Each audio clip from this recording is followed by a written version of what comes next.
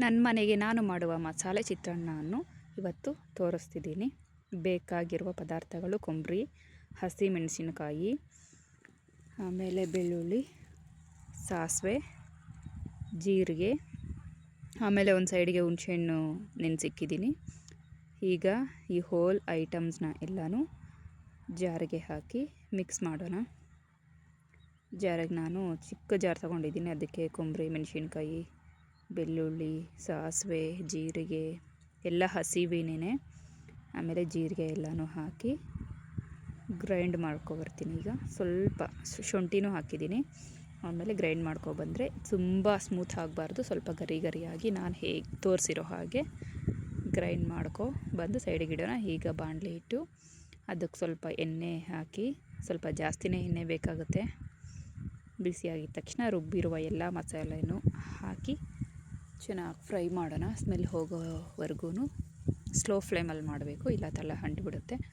So ಎಲ್ಲ mix ಮಾಡ್ತಾ slow ಫ್ಲೇಮಲ್ಲಿ ಬೇಯಿಸೋಣ. ಕೈ ಬಿಡದೆ ತಿರುಗಿಸ್ತಿರ್ಬೇಕು, ಯಾಕಂದರೆ ತಳ ಅಂಟಿಬಿಡುತ್ತೆ. ಕೊಬ್ಬರಿ ಎಲ್ಲ ಹಾಕಿದ್ದೀವಲ್ಲ, ಹಾಗಾಗಿ ಈಗ ಸ್ವಲ್ಪ ಉಪ್ಪು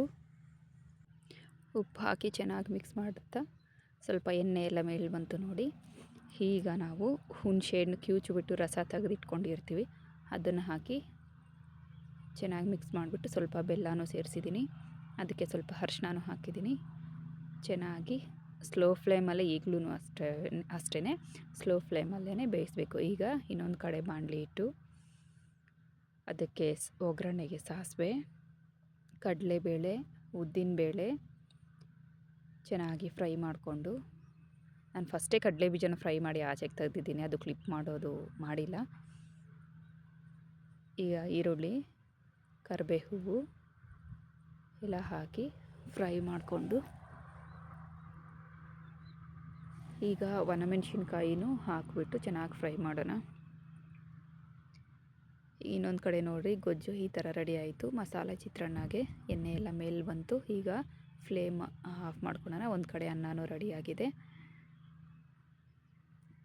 ಫ್ಲೇಮ್ ಆಫ್ ಮಾಡ್ತಾ ಇನ್ನೊಂದು ಒಗ್ಗರಣೆ ಕೊಟ್ಟಿರೋ ಹತ್ರ ಒಣಮೆಣ್ಸಿನ್ಕಾಯಿ, ಅರಿಶಿನ ಹಾಕಿ ಚೆನ್ನಾಗಿ ಫ್ರೈ ಮಾಡಿಕೊಂಡು ಫ್ಲೇಮ್ ಆಫ್ ಮಾಡ್ತಾ, ಈಗ ಒಂದು ಬೌಲಿಗೆ ಅನ್ನ ತಗೊಂಡು, ಬಿಸಿ ಬಿಸಿ ಅನ್ನ, ಅದಕ್ಕೆ ಸ್ವಲ್ಪ ಚಿತ್ರಾನ್ನದು ಒಗ್ಗರಣೆ, ಹಾಗೆ ರುಬ್ಬಿರುವ ಮಸಾಲೆನೇನು ಹಾಕಿಬಿಟ್ಟು ಚೆನ್ನಾಗಿ ರೈಸ್ನೆಲ್ಲ ಮಿಕ್ಸ್ ಮಾಡೋಣ. ಈಗ ನೋಡ್ರಿ, ನೋಡೋಕ್ಕೆ ಎಷ್ಟು ಚೆನ್ನಾಗಿದೆ. ಸ್ಮೆಲ್ಲು ಘಮ ಘಮ ಅಂತ ಬರುತ್ತೆ. ಯಾವಾಗೂ ಒಂದೇ ಚಿತ್ರಾನ್ನ ತಿಂದು ಬೋರ್ ಆಗಿರುತ್ತಲ್ವ. ಸೊ ಒಂದ್ಸರಿ ಹೀಗೂ ಟ್ರೈ ಮಾಡಿ. ನಾನು ಲಾಸ್ಟಲ್ಲಿ ಫ್ರೈ ಮಾಡಿದ ಕಡಲೆ ಬೀಜನೂ ಹಾಕ್ಬಿಟ್ಟು ತಿನ್ನೋಣ. ಈಗ ಈ ಗೊಜ್ಜು ಡೈರೆಕ್ಟಾಗಿ ಅನ್ನದ ಜೊತೆ ಅಥವಾ ಮುದ್ದೆಗೂ ಸ್ವಲ್ಪ ತುಪ್ಪ ಆ್ಯಡ್ ಮಾಡ್ಕೊಂಡು ತಿಂದರೆ ತುಂಬಾ ಚೆನ್ನಾಗಿರುತ್ತೆ. ಆಗಲೂ ಇದನ್ನು ಸ್ಟೋರ್ ಮಾಡ್ಬೋದು, 1 ತಿಂಗಳವರೆಗೂ. ನಾವು ಯಾವಾಗ ಬೇಕೋ ಆವಾಗ ಅನ್ನದ ಜೊತೆ ಕಲಿಸ್ಕೋಬೋದು.